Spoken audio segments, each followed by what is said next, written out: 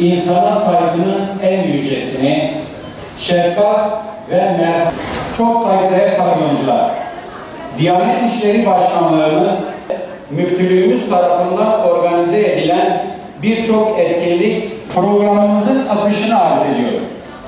Kur'an-ı Kerim tilaveti. Euzubillahimineşşeytanirracim. Bismillahirrahmanirrahim. Laqad kana fi Rasulillahi uswatun hasanah liman kana yarju Allaha vel yevmel âhire ve zekerallaha kesîrâ. Onu alemlere rahmet olarak gönderenin adıyla. Salatü selam ona, âline, ashabına. Dikkatli, içeri alabildiğine dağılın. Kadınlar açsın.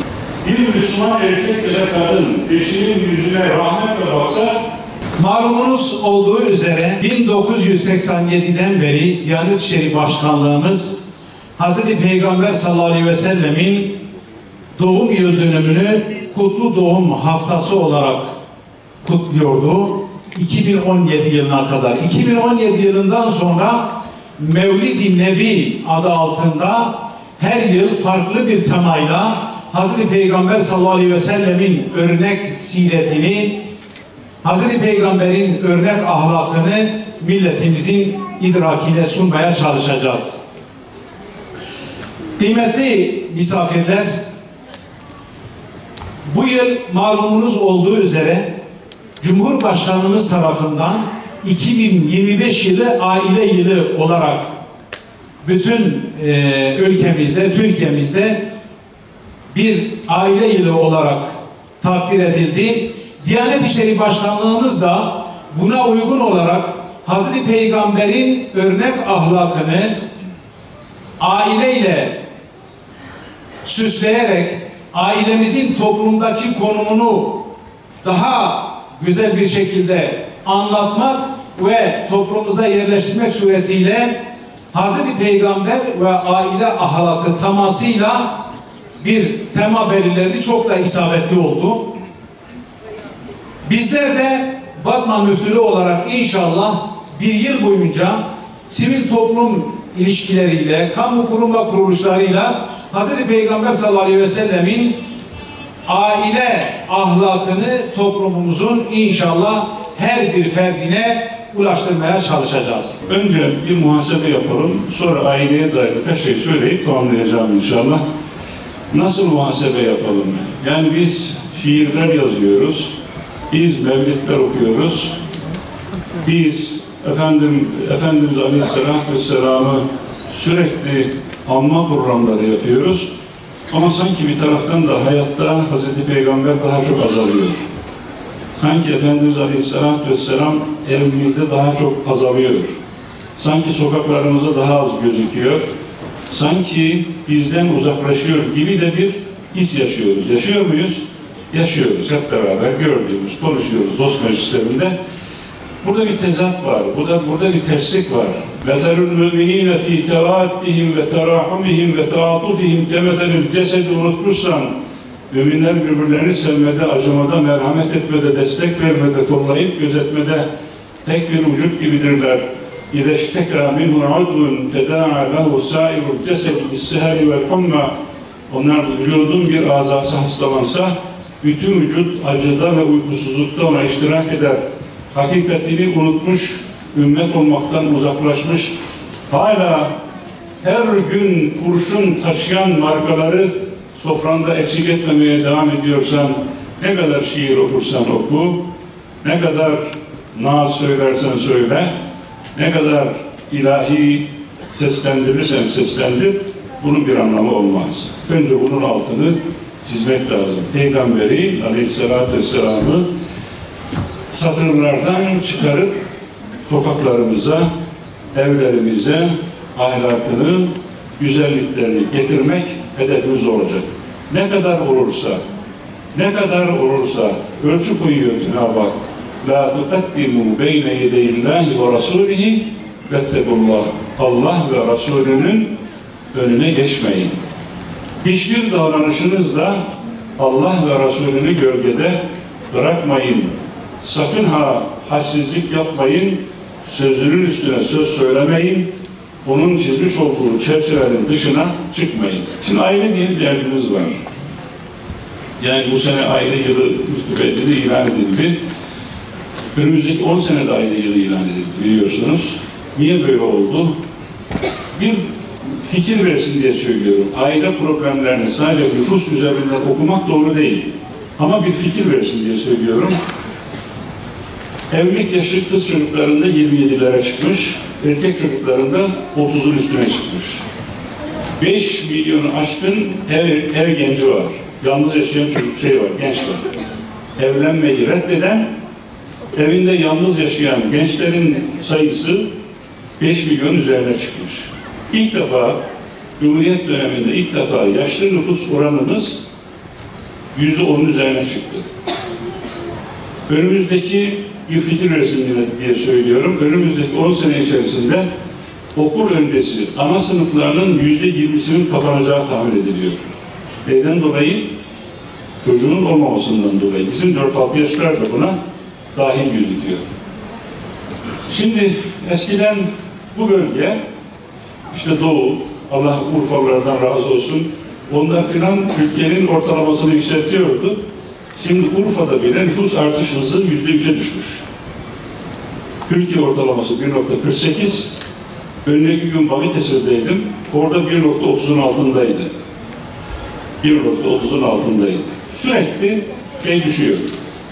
Önümüzdeki 2100 yılında Birleşmiş Milletler tahminlerine göre nüfusumuz, ülkemizin nüfusu, bütün Anadolu coğrafyasının nüfusu 38 milyona düşeceği tahmin ediliyor. Böyle giderse. Ve nüfus üzerinden tek problemimiz nüfus değil. Ahlaki sıkıntılarımız var. Bahsedeceğim onlardan. Şimdi o zaman ne yapmamız gerekiyor?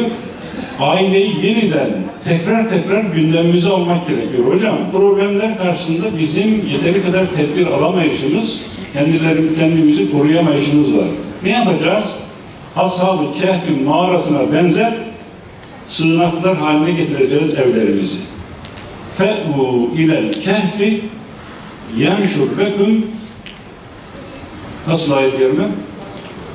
Yenşur leküm bir rahmetih değil, öyleydi, yanlış okumayayım. Sığının diyor, putperestlerden kaçarken mağaraya girelim de Allah bize rahmetini nasip etsin, bizi korusun diyorlar. Hakikaten bizim de evlerimizi Ashab-ı Kehf'in mağarasına benzer korunaklar, hocam bağlantıyı bir keselim, onu demediğim, kastetmediğimi anlıyorsunuz değil mi? Koruma kalkanı oluşturmamız gerekiyor evlerimizde. Bakın medya, moda gibi arızalar bu toplumu nasıl etkiliyor? Çok canlı örnek var. Her yerde verdim, burada da vereceğim. 1965 yılında nüfusumuz yaklaşık 30 milyonmuş. 30 milyon. 1965. Bir senede doğan erkek çocuklardan kendisine Şaban ismi verilenler 1965 yılında nüfusumuz 30 milyonken kendisine Şaban ismi verilenlerin sayısı 3500 civarında. Unutmayın. Yıl 65, nüfus 30 milyon, bir senede doğan erkek çocuklarından kendisine Şaban ismi verilenlerin sayısı 3500. Sayıları yuvarlayalım ki hesap kolay olsun. Aradan 30 sene geçiyor. Bilal Yorulmaz Hoca'nın Sinema ve Din kitabından bu bilgiler. Aradan 30 sene geçiyor. Yıl 1995. Nüfusumuz tam 2 katına çıkmış. Nüfusumuz yani 60 milyon. Bir senede doğan erkek çocuklardan kendisine Şaban ismi verilenlerin sayısı kaç olmalı? Celalettin Hocam kaç olmalı? 7.000 olmalı. Kaçtır sizce? 113. Niye? Çocuğunun ismi Şaban olanlara el kaldırsın. Çocuğunun ismi Şaban olanlara el kaldırsın. Evet, 1000 kişiyiz yaklaşık. Yukarıyı saymazsam 1000 kişiyiz. Bak, 1000'de bir tane yok. Niye? Ramazan gibi mübarek bir aydır. Yok. Bu sizin suçunuz değil. Ne olduğunu anlatmaya çalışıyorum. Ne etkisi? Medya. İnek Şaban etkisi. Şimdi zinanın hayatı dost hayatı. Fuhşun adı kaçamak yapmak. Ahlaksızlığın adı çapkınlık yapmak. Efendim gayrimeşru işlerin adı düzeyli birliktelik olunca sanki normalleşiyor gibi. Başımıza, aileye tam olarak ahlaki anlamda gelen budur. Direneceğiz. Kıymetli Batmanlılar, direneceğiz. Başka çaremiz yok. Ailemizi, yuvamızı Peygamber Aleyhisselatü Vesselam'ın örnekliğinde korumanın çabası içerisinde olacağız. Hocam nasıl? Bir kere bir Müslüman erkeğin ya da bir Müslüman kadının en çok zaman geçirmekten keyif aldığı yer kendi evi olacak. Evde öyle bir sevgi ortamı olacak. Çocuklar annelerin ve babalarının ilişkisini, aralarındaki iletişimini görürken dünyanın en değerli annesi benim annem, dünyanın en değerli babası benim babam duygusuna kapılacaklar. Çünkü birbirimize öyle davranacağız. Evde sevgiyi büyütmek üzere, sevgiyi çoğaltmak üzere tedbirler alacağız. Ayet-i kerime ne diyor? İzâ dehaltum buyûten fesellimû alâ enfusikum fehayyete min indillâhi mübâreketen dayyibe. Evlere girdiğiniz zaman selam verin diyor ev halkına. Cenab-ı Hak Celle Celaluhu bir kocanın eşine yanına gelirken, bir kadının ya da işte dışarıdan eve gelirken söylemesi gereken cümlenin bile ne olduğunu belirliyor.